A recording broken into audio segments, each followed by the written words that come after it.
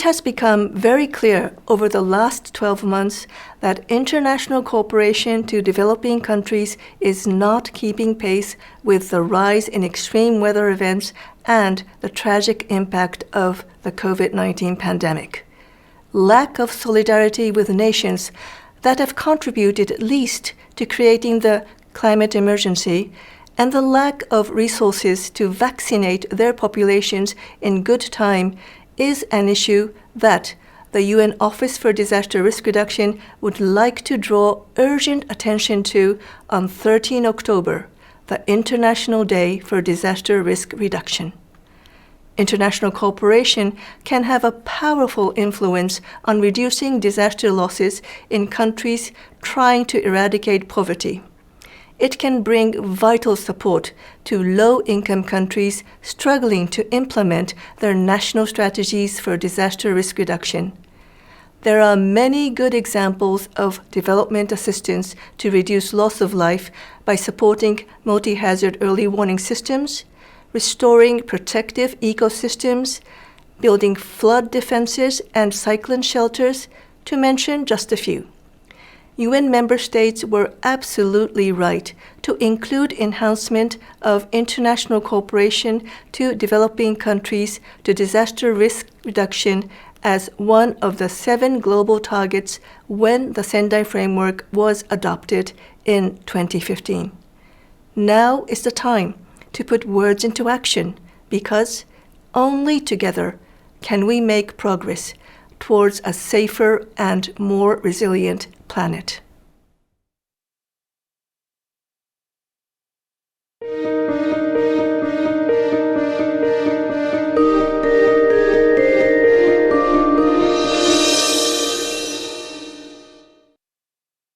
And what I want to do is to introduce a discussion on the most significant project the ISC has been involved in over the last few months, which is the COVID Scenarios Project.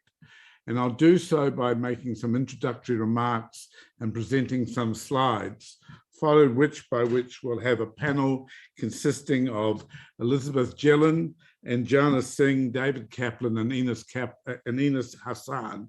And I'll introduce those at the end of this presentation. In late 2020, the ISC convened a group of distinguished epidemiologists from around the world, from all continents, to consider what role the ISC should have in relationship to the pandemic. The group was chaired by Sir David Skegg, and over the coming weeks, several options were considered. It was recognized that while individual countries were dealing with their acute decision-making, there were a lot of longer-term issues that needed to be considered.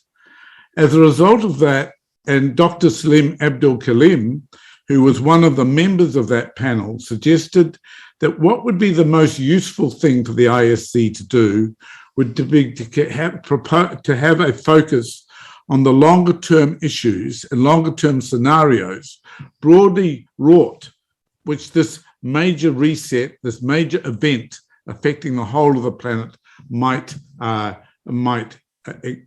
evolve to. So in March 2021, the ISC, in partnership with WHO and the United Nations Disaster Risk Reduction Organization, launched an exercise to examine the 3 to 7 year scenarios for COVID over multiple dimensions, and I was honored to have to chair that panel. The rationale was the pandemic is perhaps the most major inflection point in global history in the last 50 to 70 years and has very broad consequences and may lead to a number of resets. We were concerned, particularly in late 2020, that with the emergence of the vaccines, politicians were starting to give the impression that the arrival of the vaccine meant the end of the pandemic. And that was even obvious then that would not be the case. Thirdly, we were concerned that much thinking by governments was focused narrowly on the COVID health dimensions and not on the broader dimensions of the pandemic. And it was quite clear that there were a large number of gross inequalities and inequities going to emerge and already emerging as a result of the pandemic. We set up an oversight panel, which is shown here, including epidemiologists, social scientists, experts in the evidence to policy interaction, statisticians, government strategists, public health experts, bioethicists, 20 members of an oversight panel, and the ISC used some of its reserves to develop an expert executive group led by Ines Hassan, one of the panelists. And we also had a group of technical advisors dealing with some matters which I'll come up to momentarily. The target audience was obviously the governments and the multilateral system, but recognising that the work would also be of value to to ISC members themselves, other global actors, civil society groups, and so forth. The project goals were simple: to assist and inform public policy makers in thinking through and understanding the impact of decisions they make now, which might have long-term impacts over the next decade. Secondly, to put this into the form of scenarios, to understand the impact of these different scenarios, and thus identify the policies or system changes that would lead to either better or worse outcomes. The approach was very systematic. A large number of global experts across all the domains that were relevant or we thought were relevant to the pandemic were engaged to map out what scenario planners call the vectors of uncertainty. That is, what were all the various factors in play which might determine the outcome of the pandemic, ranging from obvious things like viral evolution, to global vaccine stocks on one end, to societal responses, political responses, geostrategic issues, and exogenous events at the other extreme. Based on the work done by this rather extensive structural interviews, a number of experts were also engaged in working through most likely, best and worst case scenarios. And this work was supported by regional workshops and also repeated iterative meetings with the oversight panel, and also with various selected groups of government advisors and officials who were working on these same issues at national levels. And it enabled us to test a number of the messaging and the work that was being done. The work therefore had three basic components: defining the vectors of uncertainty and turning those into a visual way of representing how all these factors interplay, and I'll show you some of that work in a moment.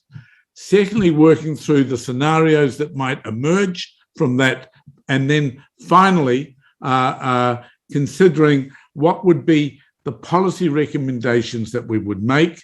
And that is the work that is now underway, is bringing the report together for its completion. We started with a systems map simply because making sure that people we were engaging with thought through all the possible factors that might be in play and which might affect a wide range of outcomes as a result of this pandemic could be developed in a useful heuristic. I should say this is not a mathematical model. This is simply a way of describing and illustrating the relationships that would need to be considered. We looked at the various dimensions of the crisis using a concept which was given to us by the Singapore Department of Strategic Planning, namely thinking about clocks. The point being that there are very, very many different elements to the map, to the outcomes. There's the health outcomes, the social outcomes, the economic outcomes, issues of citizen-state relationships, multilateral outcomes, environmental outcomes, and so forth. And each of them interact with each other, but each of them has a different tempo to them. And therefore, we looked at each of these clocks, and within those, the vectors of uncertainty which would influence those clocks, and they were mapped out into a systems map. The outcomes that we focused on are shown on this slide. Obviously, the first and most obvious is the impact on health due to COVID itself directly.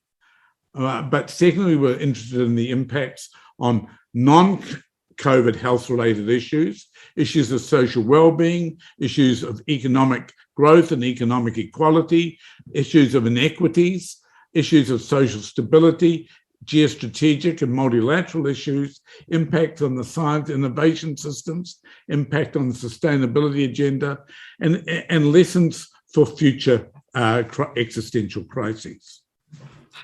This slide just shows just illustrates, and it's not a complete list, the various clocks across in the vertical columns, and some of the major factors that we saw as being the things that would determine the levels of outcome. So, for instance, obviously under the health clock, the rollout of effective vaccines is by far the biggest determinant of what might happen. But equally, we need to be concerned about the emergence of new variants of concern, impacts on the health system more broadly, and so forth. Under the social clock, for instance, we're clearly interested in the impacts on education, the impacts on mental health, impacts on social and care system, etc., etc. And this horrible slide here shows you the rough systems map integrating the 7 levels of the clock. And when this map is finished and finalized, it actually allows one to dissect out each clock in detail, understand what you can influence and what will change and what it will do to other things in the map. It allows for different levels of granularity and analysis by clock layers. This is work which at the moment the program is complete, but it needs to be made into a more visually accessible, pretty form. The 3 scenarios that we have been focusing on are a most likely case, which is described by the orange dot here, a best case, described by the green dot here, a worst case, a red dot here. They are not the only possible scenarios. If you think about all the possible variations in these uncertainties in these different domains, one needs to think in terms of there being strong responses by governments and the multilateral system and weak responses by the governments and multilateral system. But of course, what that means depends on whether they focus only on the narrow aspects of health, or they look more broadly into areas like food security, economic, education, other domains. And equally, the outcomes will vary depending on what particular clock one looks at. So I'm going to go through these very quickly because these are draft and not complete. But what the report will show is if we look under each primary outcome domain, and in this slide, you see the state on COVID-related health and the impact on non-COVID related health. You see the impact, the most likely scenario shown in orange, which is what I think from the various consultations we did seemed to be the most likely view of what it might look like in 5 years' time, through to the worst case shown in red and the best case shown in green. And there'll be obviously intermediates between these 3 pictures. Equally, it may differ very differently across geographical zones and by the nature of country. And we have work which is not, I can't report here, which tries to dissect out those levels of granularity. The slide shows some of the thinking around the levels on social well-being, mental health and education harms being the ones that have achieved the most focus. But there's obviously huge issues under the worst case with growing gender equality and violence concerns, and the best case scenario, which is possible, but perhaps hopefully over-optimistic. We'll talk more about the economic scenarios in the panel discussion ahead, but we can see differences. There are very many different possibilities in the economic scenario and in terms of inequities and inequalities as well. One of the areas which we will talk about in the panel is increasing concern about the impact of the pandemic on societal polarisation, the changed relationship between government and the people that are governed, increased corruption in some places, concern about the state of democratic governance in some countries, and so forth. The worst case and the best case reflect that in different ways. Equally, a lot of attention has gone to the multilateral system, the extent to which geopolitical opportunism will be increased due to the issues related to unequal perceptions and supply of vaccine, export bans, trade issues, and so forth. Issues of geopolitics, the relationships between the superpowers could be affected either positively or negatively by the pandemic over time. And also issues related to vaccine passports and travel, which could worsen global inequalities. And again, the worst and the best case shift that in different directions. There's a lot of thinking about the impact on the sustainability agenda. Has this pushed the SDGs back, pushed progress back by perhaps a decade? Under the best case scenario, we would hope that this will be a wake-up call to accelerate progress on the sustainability agenda. But the worst case scenario would see the opposite. Equally, the impact on the environment and on future existential threats is part of the reporting process. And while not last, one of the key issues we should recognise is the pandemic has affected science itself. It's had significant impact on the move towards open science, good impact, but there are issues still remaining with data sharing. Digital divide has shown to be a big issue, as we know, and the concerns about misinformation have grown during the pandemic.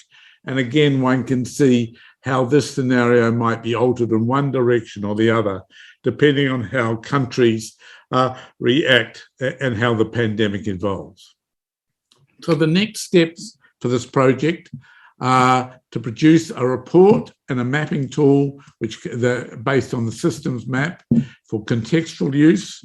We hope to release this in November of this year. Next year, we'll be conducting a policy development workshop to outline the policy implications in more detail. If the work turns out to be valuable to the policy community and the science community, we'll revisit the scenarios every few years, and we'll delve more closely into some of the selected clocks. There are many lessons that we will bring out in our report. Lessons for pandemic management, lessons for management of other existential crises, lessons for domestic and multilateral systems, lessons for enhancing evidence into policy, which has been very variable across the world, and lessons for science diplomacy. Clearly, we have the ability now with this, once this report and the toolkit is available, to look at much more detail at specific countries and regions, to develop in-depth country-level scenarios and analyses, and we would hope our members would use this toolkit to do exactly that. And so in conclusion, I think the project has shown that the ISC can bring multiple expertises together rather quickly to do some very substantive work. The projects provide a template for policymakers and experts to bring together evidence from multiple domains to look ahead over time and bring attention to where decisions made now could lead to better and more equitable outcomes. It highlights issues requiring a multilateral approach, and of course, vaccine access remains central to equitable outcomes. In conclusion, this project is trying to show how many factors interact to impact on long-term outcomes. And with that, we'll turn over and I'll introduce the panel.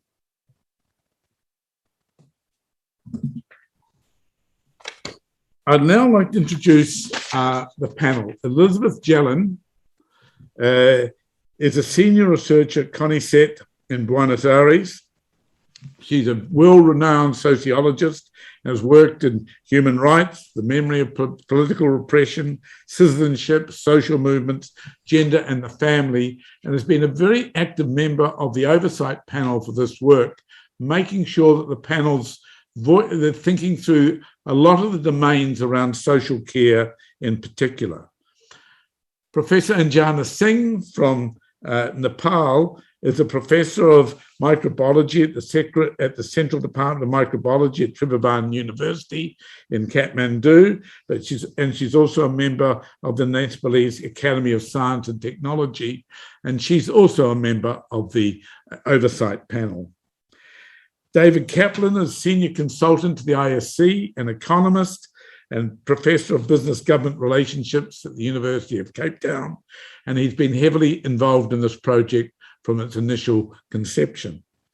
And Ines Hassan is a senior consultant of the ISC who was brought into the ISC specifically to lead this project, and she's had a big background in global public health policy. We're going to ask each of them in turn to make comments related to a specific clock. And I think we'll start with Anjana talking about how she sees and views the health clock from the perspective of a clinician working in a developing country. Anjana? Yes, hello.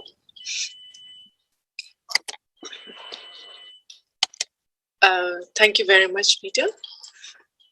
First of all, I would like to thank this ISC for giving me an opportunity to present this, the long-term impacts of the pandemic on health.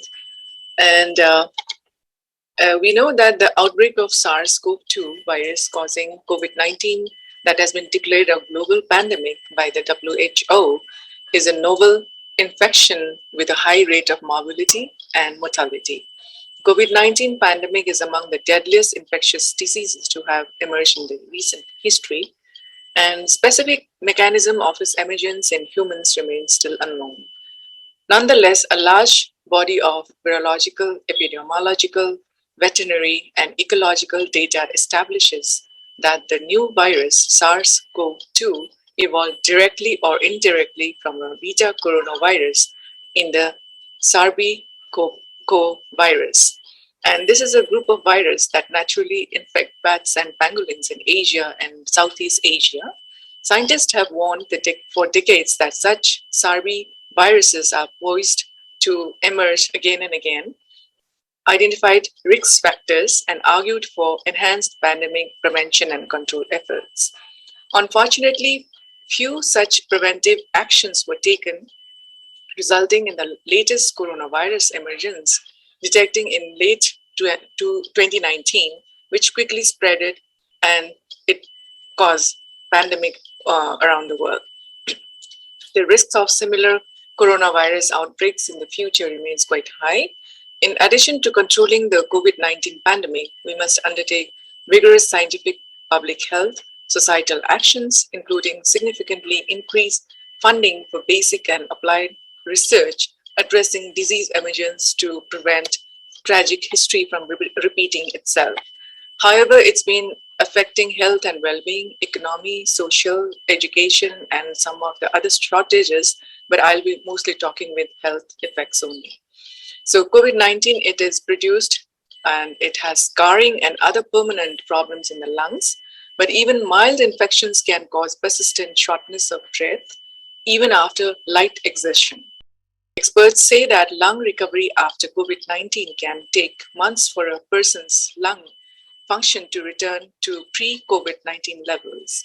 However, breathing exercise and respiratory therapy can be a help. One study showed that 60% of people who recovered from COVID-19 had signs of ongoing heart inflammation, which could lead to common symptoms of shortness of breath, palpitation, rapid heartbeat, and this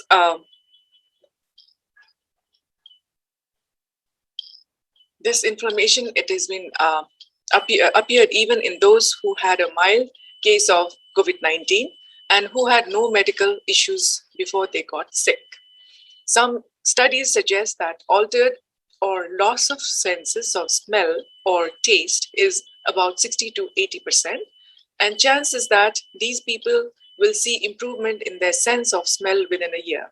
Neurologist Arun Venkatasan says some individuals develop medium to long-term symptoms following COVID infection, including brain fog, fatigue, headache, and dizziness. And also, COVID insomnia is an increasingly common complaint among COVID-19 survivors. Megan Jose, who is a rehabilitation psychologist, says that prolonged time in the ICU can cause delirium and strange surroundings, multiple mind-altering medications, isolation, and loss of control can leave patients with lasting and recurrent sensation of terror or dread, including post-traumatic stress disorder. Some survivors of illness seem to be developing type 2 diabetes signs after they recover from COVID-19. The Johns Hopkins Post-Acute COVID-19 team is a special multidisciplinary clinic to support the recovery of people who have had COVID-19, and similar clinics are emerging at other hospitals. Breathing exercises, physical therapy, medications, and other treatments can be a help in improving patients' gradual recovery in health. And due to use of lots of drugs like remdesivir and other combined drugs, these during the COVID-19 may develop multi-drug resistance in future. Those who are less immune might be in risk of getting other diseases as well. Due to lack of timely diagnosis, non-communicable diseases in future may arise or may increase. And COVID-19 can make blood cells more likely to clump up and form clots. While larger clots can cause heart attacks and strokes, much of the heart damage caused by COVID-19 is believed to stem from very small clots that block tiny blood vessels, capillaries, that is, in the heart muscle. Other parts of the body affected by blood clots include the lungs, legs, liver, and kidneys. COVID-19 can also weaken blood vessels and cause them to leak, which contributes to potentially long-lasting problems with liver and kidneys.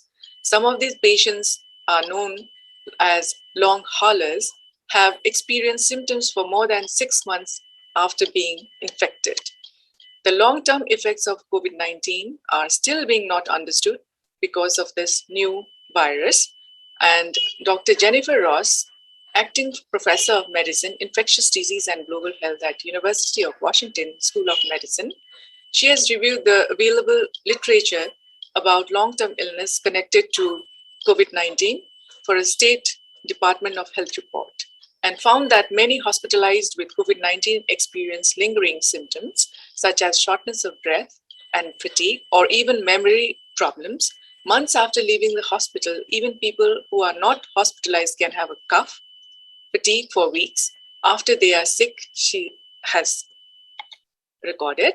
And Lauren Nichols, who was diagnosed with COVID-19 on March 10, also told to Atlantic Magazine that she had tremors for a month, a fever for 3 months, and night sweats for 4 months. And some of the patients in Nepal also having this kind of similar symptoms. And after 5 months, this Lauren, at 150th day, she had severe nausea, extreme fatigue, bulging veins and excessive bruising, or an erratic heartbeat, short-term memory loss, and gynecological problems, brain fog, and sensitivity to light and sounds. and she has also problem having gasping of air. And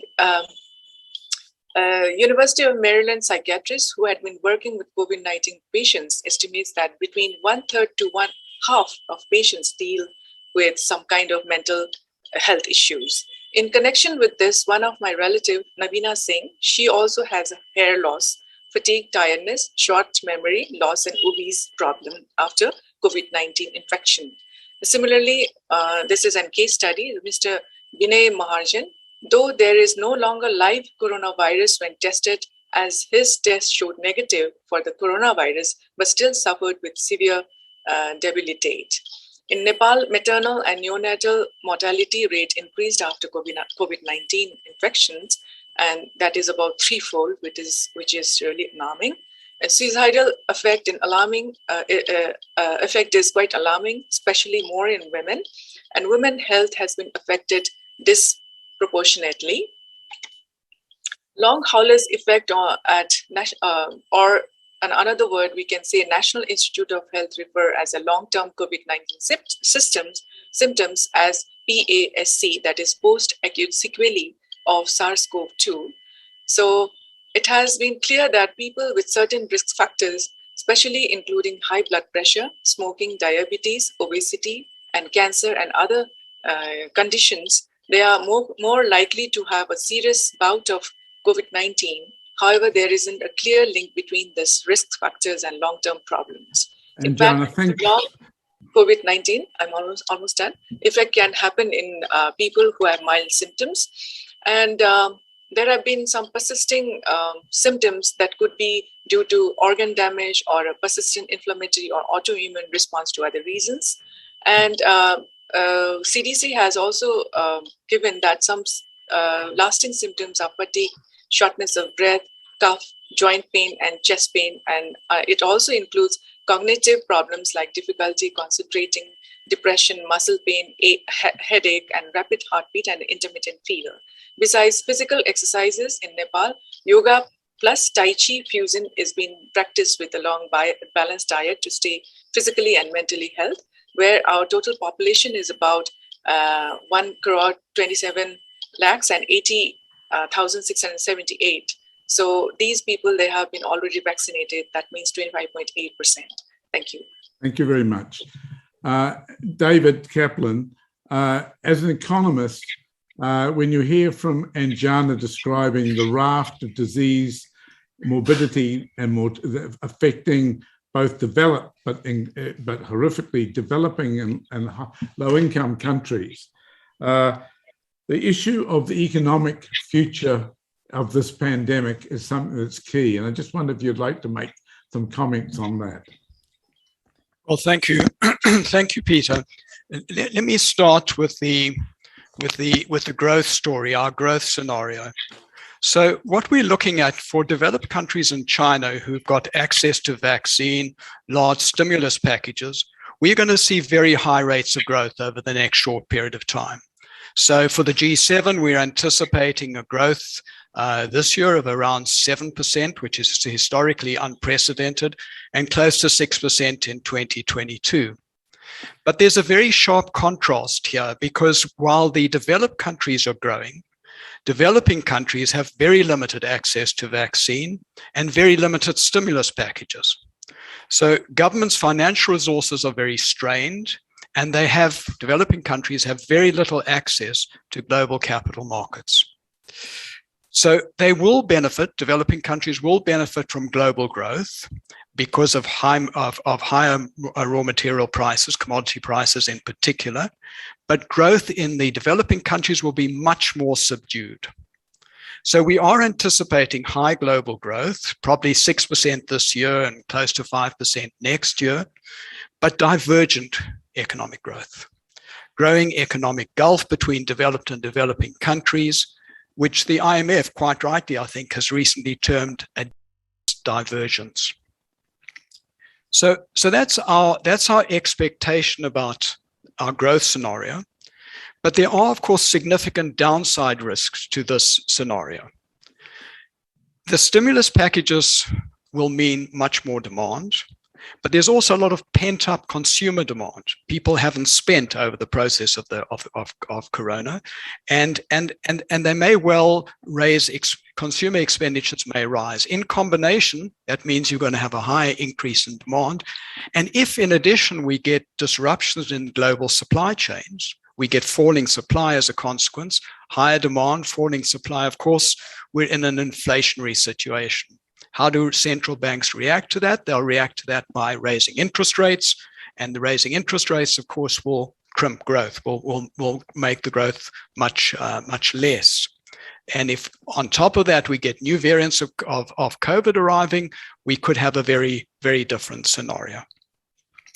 The upside really comes for developing. What do we do about this divergent growth? Well, the divergent growth really means we have to pay attention to the situation in developing countries.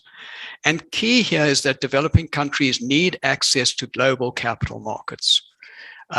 Some more support from the IMF and from aid programs would also be significant, but the key aspect is more access to global capital markets. But the reason why developing countries cannot get access is because they are most developing countries highly indebted. So there would have to be some form of debt relief, some sort of debt reorganization to make that possible. But that's the upside. The upside is, could we have that, and could we then have a global growth which would be high but would include developing countries? Let me turn now to the inequality scenarios. So there's no question that everywhere you look in relationship to COVID, a key theme is growing inequality as a consequence of COVID. So that the inequalities we saw prior to COVID have been intensified and exacerbated by COVID at every level: gender, ethnicity, age, but also critically between rich and poor. So of fundamental importance to address this inequality will be the character of the stimulus packages and government expenditures in general. Unless we get government attention and spending targeted at those most adversely affected by the pandemic, inequality will grow significantly, reinforcing the inequalities that we had prior to the COVID pandemic. So if we have those growing inequalities, we will expect, and our systems map draws these linkages, we expect that this would result in further political instability and lack of social cohesion. So that's the short-term scenario for growth and inequality. Let me turn to the longer term, because what can we expect after a horizon of, let's say, around 3 years? Well, I think there is a lot of concern that after 3 years, we may be looking at a possible crisis scenario. A number of factors may cause this. First of all, the stimulus packages run out. Secondly, the longer-term impacts of COVID come to bear, such as the decline in education, people less well-trained, effects on labor productivity, health effects that are very widespread, mental health and other health effects, and enormous social consequences. So if all these come together in say 3 years' time, we are going to be in a situation where we get declining productivity. We're going to have interest rates rising because governments will be severely indebted. And the likelihood, looking further down the line, is that we're going to get a marked economic slowdown. Now, if we get a marked economic slowdown, that will mean that we're going to get lower commodity prices, and developing countries will be faced with lower commodity prices, higher interest rates, and the difficulties for them will be intense, will be absolutely intense. So this is something that we need to be very well aware of looking into the future. So what is the upside? What is the upside? What is it that we can do and we can think about that might give us a more optimistic scenario? And here, the key rests with government. The key rests with what government does, the stimulus packages, but government expenditures in broad. If these spending packages, government spending in broad, is directed at enhancing productive capacity, there's effective programs for hard and soft infrastructure development. And this raises the productivity and the potential economic output of countries. Then this will also crowd in private investment. So what we're looking for is a crowding in of private investment, which will enhance labor productivity, higher remunerations, more labor employed, higher remunerations will also be the major factor lowering inequality. So this is what it's a historically important time as governments spend more and consider their expenditures, that their expenditures need to be addressed to raising the productive capacity and bringing more people into productive employment and to productive activity. Now, an additional thing that, of course, needs to be said is that crowding in private investment really needs to be around green growth. There's a lot to be said on that. I won't go into that here, but that is absolutely essential. So that in order to that growth that we need to crowd in as a consequence of better infrastructure, better hard and soft infrastructure, that investment needs to be increasingly directed to green if that investment is to be environmentally sustainable. A lot of issues, but I think I will leave it there. Thank you. Thanks very much, David.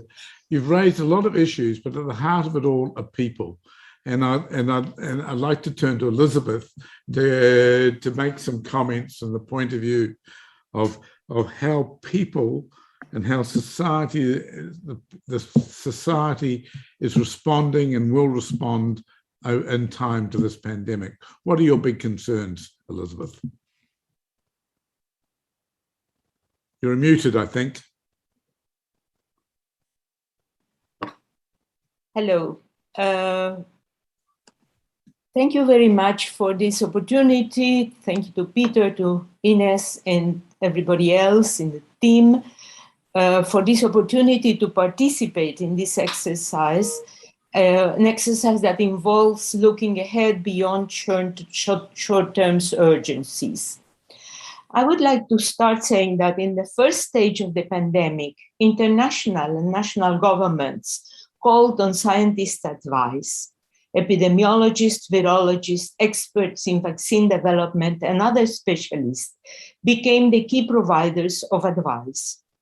Stay at home, wash your hands, social distancing, and confinement were the main strategies. How can this be implemented when there is no running water, when living space per person is minimal, when monetary income depends on casual informal work? Policies were not informed to the same degree by social science knowledge, which came in much later and very much as a secondary aspect. Reality showed the consequences. All kinds of pre-existing inequalities and injustices, from the global to the local, exacerbated and became much more visible to the world. In fact, I think that global multiple inequalities and climate change are the central issues in the world today. In the social clock of the project, several vectors of uncertainty were identified. Uncertainties in education, in health, in employment, in provision of care. The groups most affected are the elderly, women, children, and the young. And in here, I don't make the difference between countries, high income, low income, developed, underdeveloped, because in terms of social classes, the very, very poor, the refugees, the people in the developed countries suffered similarly to the large bulk of populations in the least developed countries. So it's not a question of how rich a country is, it's a question of how inequalities in the world and within each country are developed. The uncertainties in this social clock, unfortunately, are not so uncertain. Even the most optimistic scenario that Peter drew a few minutes ago is one in which it will be almost impossible to overcome the growing inequalities in life chances across the globe and within countries. Most key decision makers focus on economic recovery and on biosecurity, few are prioritizing any of these critical vectors of uncertainty. Redressing inequalities involves not only targeting assistance to disadvantaged groups, it requires dealing with systemic issues of social justice and patterns of distribution of resources, focusing also on the top layers of income and wealth concentration, which are increasing so dramatically. There are few cases in which special taxes to the rich are being implemented. One can imagine the increase in provision of education and health services with the limitations that David just mentioned. Thus, we know that investment in education are urgent to rescue a lost generation. Health and mental health services have to be extended. Yet caring for people is a different matter. The crisis of care requires a transformation of the social organization of everyday life. During the last decade, social science research, especially from a feminist perspective, has shown the importance of the concept of care.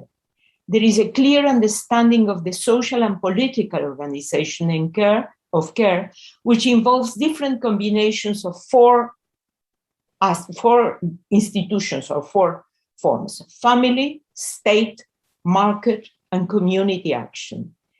Gender, class, and ethnicity inequalities show up in the provision of paid and unpaid care work. Inequalities in the quality of care received, international differences and flows of care workers, I'm thinking of domestic workers or nurses, across countries and regions of the world. This scientific knowledge did not inform the policies implemented to face the pandemic. We learned from the experience of the pandemic that care of people has to be put at the center of policies. It cannot be taken for granted or as a labor of love of mothers. The labor of women in families and in local community organizations were the invisible and unrecognized sources of care and well-being when everything else failed, the market and the state. The urgency is to lower the burden of care in families and to recognize the role of community, formal and informal organizations. Defamiliarizing cares implies also a step toward diminishing gender and class inequalities. This cannot be done through market mechanisms and commercial care services. This cannot be done because the high levels of economic inequality that don't allow that. Active state action is required, both as a direct care provider, lowering thus the burden for women, and in promoting community organizations as a major recognized player in the construction of societal well-being. From a societal perspective, this is perhaps the major challenge that has to be faced today. Thank you. Thank you very much, Elizabeth. I'd now like to introduce our final speaker, Ines Hassan, who has led this project from its inception, from early in the year, with a great team behind her, doing a lot of interviews, a lot of analyses, and now is charged with the burden of leading the writing of the report, which is a not insignificant amount of work. So, Ines, I think that there's many things you could talk about, but I think it might be interesting to reflect on particularly issues relating to the multilateral system and how you see the pandemic influencing that over time. Yeah, absolutely, Peter, and thanks for having me. So, I mean, just in general, like in the global governance geopolitical clock, where it also looks at the kind of the multilateral institutions, we're going to see some positive aspects because of this pandemic. So, pandemic preparedness surveillance systems are going to be vastly improved, especially in, of course, wealthier countries, perhaps less so those with limited economies and weak governance. We'll also see some positive examples of global collaborations regarding some technology and knowledge sharing initiatives for improved equity, especially with regards to access to vaccines and hopefully other essential health goods as well. but still there'll be many obstacles, and it will have resulted, unfortunately, in little change to our current multilateral system, which has been weakened because of more kind of protectionist policies, nationalism, and growing tensions between countries. And so, how much authority kind of the multilateral system has, and kind of the idea that it serves a global community will kind of be far from perfect, I think, in 2026. And that's what our experts are telling us. And undoubtedly, low and middle income countries will be the most negatively impacted by that, as always. And although there will be some movement in technology and knowledge transfer, like I just mentioned, a lot of this will focus on investments in national and regional production of kind of these essential public goods. And that's not necessarily a bad thing. So because of the lack of global solidarity we have seen, we're still already starting to see these movements where there's kind of more regional hubs of like production. So we've heard that, there's going to be some regional production, mRNA factory in Singapore and in a country in Africa. Which will hopefully ease kind of supply to those parts of the world. And we'll start to see some of the benefits of that by 2026. But geopolitical opportunism, especially related to vaccine distribution and export bans still on critical raw materials, will continue.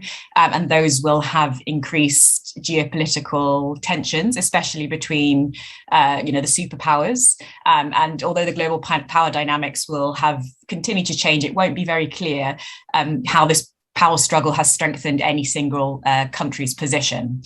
Vaccines, of course, in particular, will have become a vital tool, and it is now a vital tool for political influence, contributing to vaccine supply bilaterally, which is a positive thing, and hopefully more increases in funding of the COVAX mechanism. Countries like the US will probably have adopted more of a nationalist approach, and potentially ties with regions like the EU could be slightly weakened. And again, like I said earlier, change in kind of power and global dynamics, especially with regards to countries like China and India. And I mentioned briefly already, but although the pandemic has shown good global collaboration, which has been imperative to defeating this crisis and any global crisis, the multilateral system either will remain the same, is what experts are telling us, or will be weakened because of those tensions and also some deglobalization trends, but also very importantly, continued insufficient funding in the system, which is really needed to help us not just deal with the aftermath of the pandemic and COVID recovery, but also to help us get back on track to deal with the sustainability agenda as well. I think that's it. I think we've run out of time. So yeah, back to you, Peter. Well, thanks very much, Ines. In summing up, I'd like to raise 3 or 4 brief points. Anjana raised the issue that countries that had been much warning that there was inevitably going to be a pandemic at some stage. And I think the deep question which all of us on this panel have in different ways been reflecting upon is, why is it that policymakers were resistant to the advice of an existential threat, namely the risk of a pandemic? And virtually no countries, except for the countries that had experienced SARS before, were in any way prepared. In fact, and it's interesting to extrapolate that from that to climate change, where the same resistance to real action, even though the noise has been said, is the response appropriate to the signal that's being made by the scientific community. The second issue is one that both Elizabeth and David alluded to, which is the issue of social cohesion. At the end of the day, social cohesion, humans are social animals. We live in societies, and cohesion is certainly under threat for multiple reasons in this pandemic. And when you look at the interactions on the systems map, so much comes back to the tensions that are there which could pull societies apart. And we must work hard to understand what we can do to glue them together. And Elizabeth has already spoken to a number of factors there that are so essential. The third issue and of course related to that, is one of the things that's critical to social cohesion. That's trust between those who are governed and those who are and the institutions of governance. And in many countries, that's been put under threat. And finally, Ines has raised the issue of the multilateral system. We should not be blasé about it. The multilateral system has not done well here. There have been isolated episodes of some work done. The WHO did not itself shine itself in glory, and other aspects of the multilateral system have not done particularly well. It's worrying to me, and it's interesting to compare. Within a year after the Chernobyl incident, there was a global treaty, in fact, 2 global treaties on on global cooperation in the event of a nuclear accident, signed by all the critical powers, by over 190 countries. We're still having debate. The WHO, the World Health Assembly, is debating under very political terms whether or not a new pandemic treaty or new international health regulations are needed. We should be learning now, because this pandemic is the forerunner of other pandemics. I'm afraid we're running out of time, so I'm going to thank Anjana, Elizabeth, David and Ines, and all the other members of the oversight panel, of the large team of people working on it, the more than 200 people that have been interviewed and being discussed, and invite you to look out for November the 18th, when we hope to release the first report. Thank you very much.